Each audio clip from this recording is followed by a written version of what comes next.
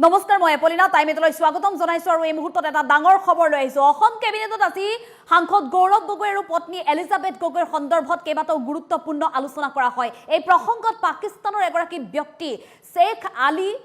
শেখ তৌকি আলীৰ ক্ষেত্ৰতো এটা গুৰুত্বপূৰ্ণ সিদ্ধান্ত গ্ৰহণ কৰা হৈছে নিৰ্দেশ দিয়া হৈছে শীঘ্ৰেই তদন্তৰ আওতাত আহিব পাৰে এগৰাকী পাকিস্তানৰ ব্যক্তি কেবিনেটত গৌৰৱ গগৈ পত্নী সন্দৰ্ভত প্ৰশ্ন উত্থাপন কৰা হৈছে অসম আৰক্ষীৰ তদন্তৰ আওতাত আহিব সাংসদ গৌৰৱ গগৈ আৰু পত্নী এলিজাবেথ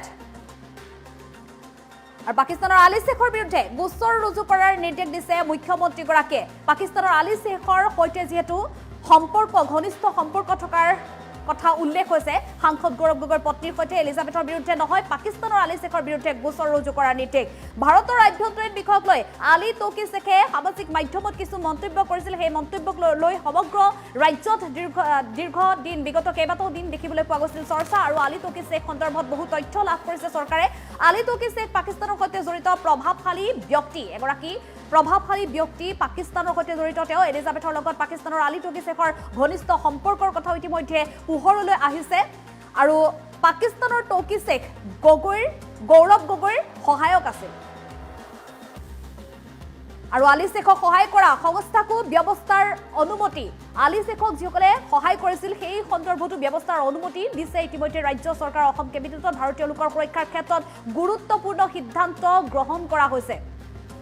অসম পূৰ্বৰে পৰা আইএছআৰ লক্ষ্য আছে গতিকে এই সন্দৰ্ভত অসম চৰকাৰৰ তৰফৰ পৰাও নজৰ ৰখা হ'ব ডিজিপিক গোচৰ ৰুজু কৰাৰ নিৰ্দেশ দিছে কেবিনেটৰ তৰফৰ পৰা সকলোকে সতৰ্ক হৈ থকাৰ এক প্ৰকাৰ নিৰ্দেশ আহিছে ভাৰতীয় ন্যায় সংহিতাৰ অধীনত গোচৰ ৰুজু কৰাৰ নিৰ্দেশ দিছে অসম কেবিনেটত আৰু সমান্তৰালভাৱে এগৰাকী পাকিস্তানৰ আলী তৌকি শেখৰ সমান্তৰালভাৱে তদন্তৰ আওতাত আহিব সাংসদ গৌৰৱ গগৈ আৰু পত্নী গৌৰৱ গগৈক আৰু পত্নীকো তদন্তত সহায় কৰাৰ আহ্বান জনাইছে মুখ্যমন্ত্ৰীগৰাকীয়ে ভাৰত বিৰোধী সকলো শক্তিক চিনাক্ত কৰিবলৈ তদন্ত কৰাৰ নিৰ্দেশ দিছে আৰু তদন্তৰ কাৰণে ইতিমধ্যে এছআইটি গঠনৰো নিৰ্দেশ কেবিনেটত গৌৰৱ গগৈৰ পত্নী সন্দৰ্ভত প্ৰশ্ন উত্থাপন হৈছে শেহতীয়াকৈ বিগত কেইবাদিনো চৰ্চাত দেখিবলৈ পোৱা গৈছে সাংসদ গৌৰৱ গগৈৰ পত্নী এলিজাবেথ সন্দৰ্ভত এগৰাকী ব্যক্তিক লৈ পাকিস্তানৰ সৈতে সুসম্পৰ্ক থকা এগৰাকী ব্যক্তি পাকিস্তান চৰকাৰৰ বহুতো পদত জড়িত থকা এগৰাকী ব্যক্তি হৈছে আলী তৌকি শেখ আলী শেখৰ সৈতে এতিয়া আলী শেখৰ বিৰুদ্ধে ব্যৱস্থা গ্ৰহণৰ নিৰ্দেশ আহিছে এতিয়া ৰাজ্য চৰকাৰ অসম কেবিনেটত আজিৰ দিনটোত এটা গুৰুত্বপূৰ্ণ সিদ্ধান্ত গ্ৰহণ কৰা হৈছে ভাৰতীয় লোকৰ সুৰক্ষাৰ বাবে ৰাষ্ট্ৰীয় নিৰাপত্তাৰ খাতিৰত এই ডাঙৰ সিদ্ধান্ত গ্ৰহণ কৰা হৈছে আজি অসম কেবিনেটত ৰাজ্যৰ মুখ্যমন্ত্ৰী ইতিমধ্যে কেবিনেটৰ অন্ততে সংবাদমেল যোগে এই কথা উল্লেখ কৰিছে আৰু সমগ্ৰ বিষয়টোত যেতিয়া তদন্ত চলিব তদন্তৰ ক্ষেত্ৰত সাংসদ গৌৰৱ গগৈৰ সমান্তৰালভাৱে পত্নী এলিজাবেথেও যাতে সহযোগিতা আগবঢ়াই সহায় কৰে তাৰ বাবেও আহ্বান জনাইছে আৰু ৰাজ্যৰ আৰক্ষী সঞ্চালক প্ৰধানক ইতিমধ্যে সমগ্ৰ বিষয়টোক লৈ গোচৰ ৰুজু কৰিবৰ বাবে নিৰ্দেশ দিছে আৰু এই বিষয়ক লৈ তদন্ত চলাত অৰ্থাৎ আলী তৌকি শেখক যিসমূহ সংস্থাই সহায় কৰিছিল সেই সংস্থাসমূহৰ বিৰুদ্ধেও ব্যৱস্থা গ্ৰহণ কৰাৰ নিৰ্দেশ আহিছে অসম কেবিনেটৰ তৰফৰ পৰা আৰু এই সন্দৰ্ভত ৰাজ্যৰ মুখ্যমন্ত্ৰীগৰাকীৰ মন্তব্য আছে আৰু মুখ্যমন্ত্ৰী ডক্টৰ হিমন্ত বিশ্ব শৰ্মাৰ মন্তব্য আগবঢ়াবলৈ চেষ্টা কৰিম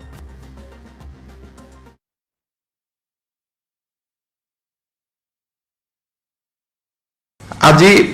কেবিনেটত আৰু এটা বিশেষ সিদ্ধান্ত লোৱা হয় মই সিদ্ধান্তটো অসমীয়া আৰু ইংৰাজী দুইটাতে পঢ়ি দিছোঁ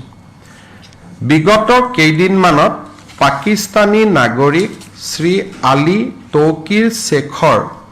পূৰ্বে সামাজিক মাধ্যমত প্ৰকাশ পোৱা অসমৰ সাম্প্ৰদায়িক সম্প্ৰীতি বিঘ্নিত কৰিব পৰা কেতবোৰ বিশেষ মন্তব্য সম্পৰ্কত একাধিক বাতৰি পোহৰলৈ আহিছে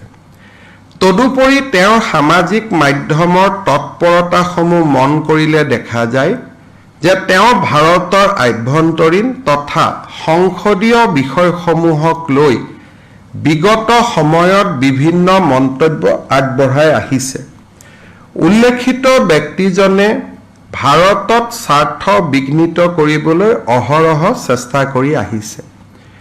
ৰাজহুৱা ডমেইনত উপলব্ধ তথ্যসমূহ গভীৰভাৱে পৰীক্ষা কৰিলে দেখা যায় যে শ্ৰী আলী শেখ হৈছে পাকিস্তান চৰকাৰ আৰু পাক নেতৃত্বৰ সৈতে ওতঃপ্ৰোত জড়িত এগৰাকী প্ৰভাৱশালী ব্যক্তি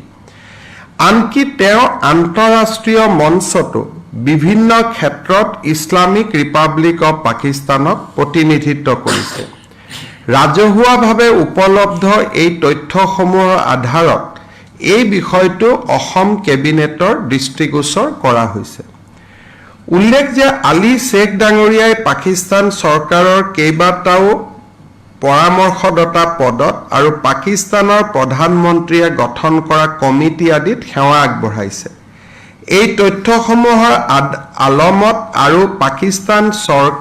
চৰকাৰ তথা বেচৰকাৰী সংস্থা আৰু ব্যক্তিসকলে অতীজত অসমক অস্থিৰ কৰাৰ বাবে চলোৱা প্ৰচেষ্টাৰ ভিত্তিত অসম আৰু ভাৰতৰ গণৰাজ্যৰ ঘৰুৱা বিষয়ত আলী শ্বেখ ডাঙৰীয়াটো কাটি দিব লাগে। আলী শ্বেখৰ হস্তক্ষেপ কৰাৰ বাবে চলোৱা এনে প্ৰচেষ্টাক অসম চৰকাৰে গুৰুত্ব সহকাৰে লৈছে। তেওঁৰ সামাজিক মাধ্যমৰ কাৰ্যকলাপ আৰু ৰাজহুৱাভাৱে উপলব্ধ তথ্য তদন্তৰ অন্তত স্পষ্ট হৈছে যে আলী শ্বেখ ডাঙৰীয়া ব্ৰিটিছ নাগৰিক আৰু অসমৰ মাননীয় সংসদ সদস্য শ্ৰী গৌৰৱ গগৈৰ পত্নী শ্ৰীমতী এলিজাবেথ গগৈৰ সংস্পৰ্শলৈ আহিছিল। পাকিস্তান চৰকাৰৰ সৈতে থকা যোগাযোগৰ লগতে আলী শ্বেখ হৈছে জলবায়ু পৰিৱৰ্তনৰ ক্ষেত্ৰত কাম কৰা অলাভজনক সংস্থা লিড পাকিস্তানৰ প্ৰতিষ্ঠাতা। বিগত সময়ছোৱাত ইছলামাবাদত কটোৱা সময়ছোৱাত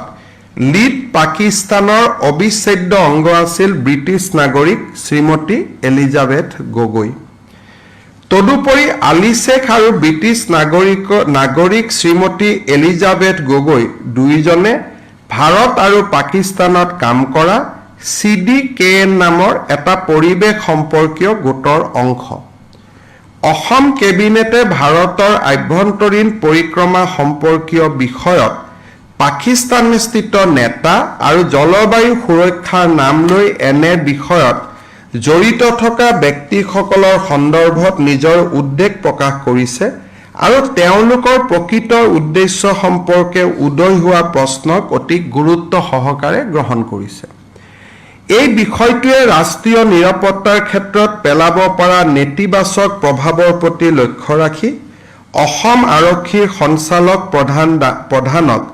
ভাৰতীয় ন্যায় সংহিতাৰ উপযুক্ত বিধান আৰু অন্যান্য প্ৰাসংগিক আইনৰ অধীনত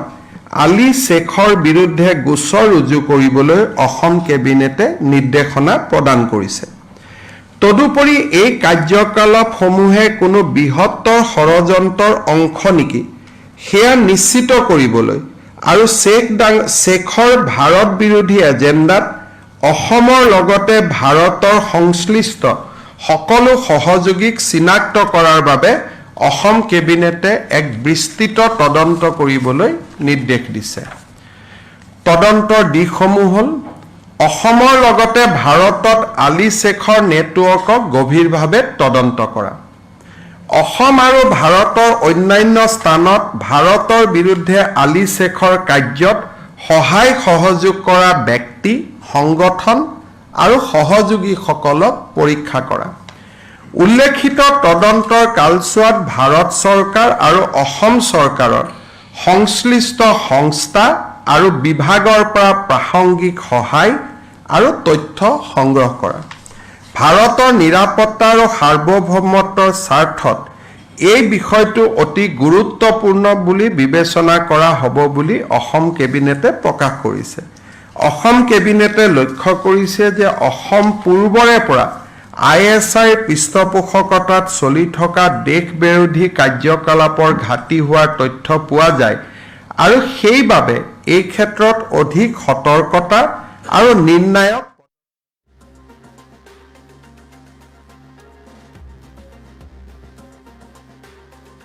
এলিজাবেথ সন্দৰ্ভত প্ৰসংগ দেখিবলৈ পোৱা গৈছিল শেহতীয়াকৈ। গতিকে এই প্ৰসংগক লৈ আজিৰ অসম কেবিনেটত এটা ডাঙৰ সিদ্ধান্ত গ্ৰহণ কৰা হৈছে। সাংসদ গৌৰৱ গগৈৰ পত্নী এলিজাবেথ গগৈৰ সৈতে সম্পৰ্ক থকা আলী শ্বেখৰ বিৰুদ্ধে ব্যৱস্থা গ্ৰহণক লৈ আজিৰ দিনটোত অসম কেবিনেটত সিদ্ধান্ত গ্ৰহণ কৰা হৈছে। ৰাজ্যৰ মুখ্যমন্ত্ৰীগৰাকীয়ে ইতিমধ্যে উল্লেখ কৰিছে, আৰক্ষী সঞ্চালক প্ৰধানক নিৰ্দেশ দিছে এই বিষয়ত।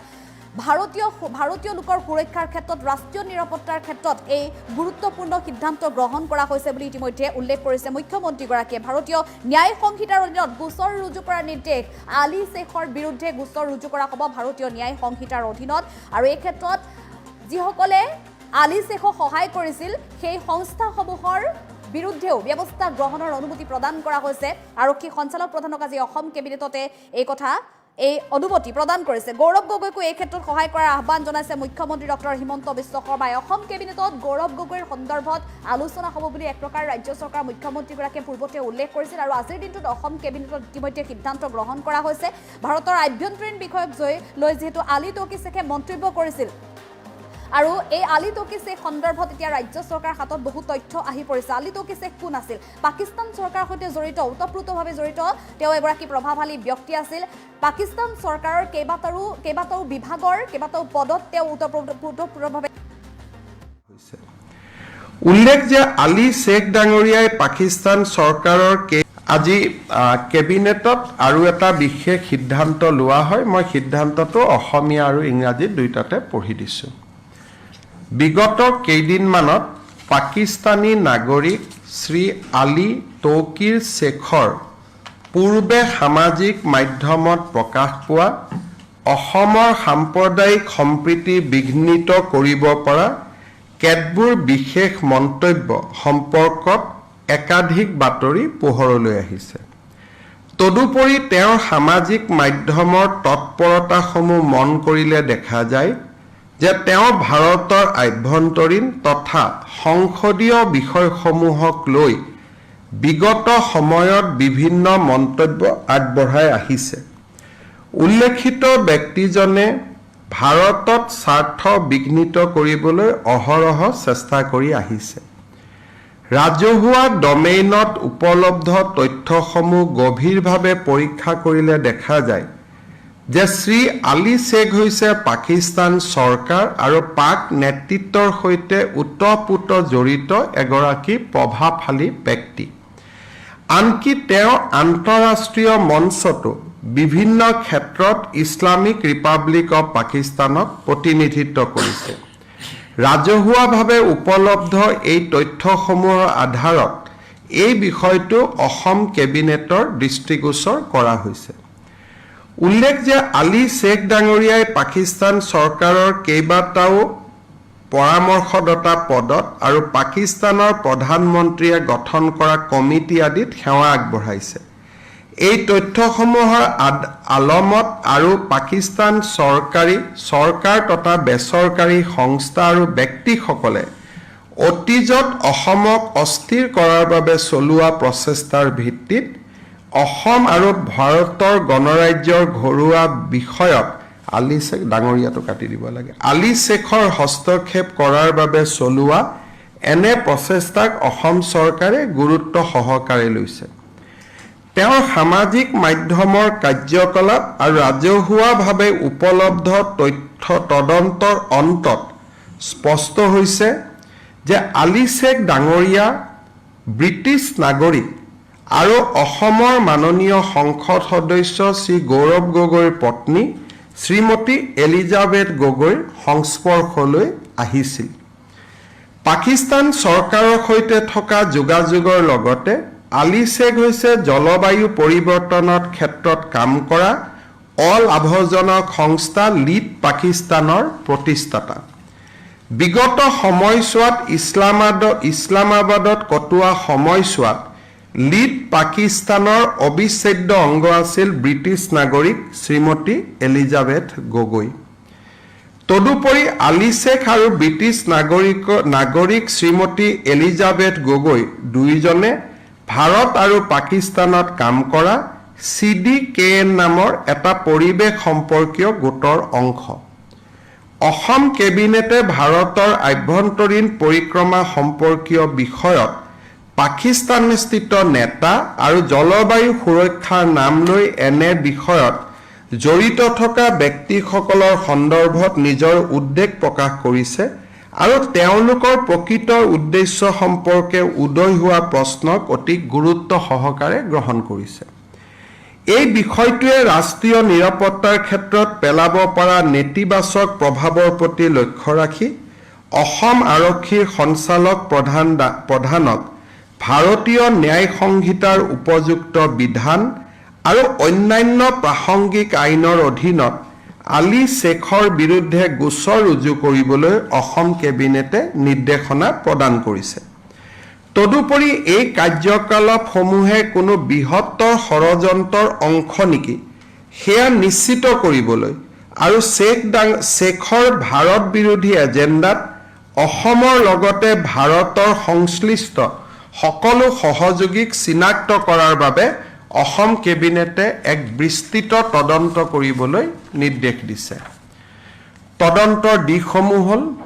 অসমৰ লগতে ভাৰতত আলী শ্বেখৰ নেটৱৰ্কক গভীৰভাৱে তদন্ত কৰা, অসম আৰু ভাৰতৰ অন্যান্য স্থানত ভাৰতৰ বিৰুদ্ধে আলী শ্বেখৰ কাৰ্যত সহায় সহযোগ কৰা ব্যক্তি, সংগঠন আৰু সহযোগীসকলক পৰীক্ষা কৰা। উল্লেখিত তদন্তৰ কালছোৱাত ভাৰত চৰকাৰ আৰু অসম চৰকাৰৰ সংশ্লিষ্ট সংস্থা আৰু বিভাগৰ পৰা প্ৰাসংগিক সহায় আৰু তথ্য সংগ্ৰহ কৰা। ভাৰতৰ নিৰাপত্তা আৰু সাৰ্বভৌমত্বৰ স্বাৰ্থত এই বিষয়টো অতি গুৰুত্বপূৰ্ণ বুলি বিবেচনা কৰা হ'ব বুলি অসম কেবিনেটে প্ৰকাশ কৰিছে। অসম কেবিনেটে লক্ষ্য কৰিছে যে অসম পূৰ্বৰে পৰা ISIৰ পৃষ্ঠপোষকতাত চলি থকা দেশ বিৰোধী কাৰ্যকলাপৰ ঘাটি হোৱাৰ তথ্য পোৱা যায় আৰু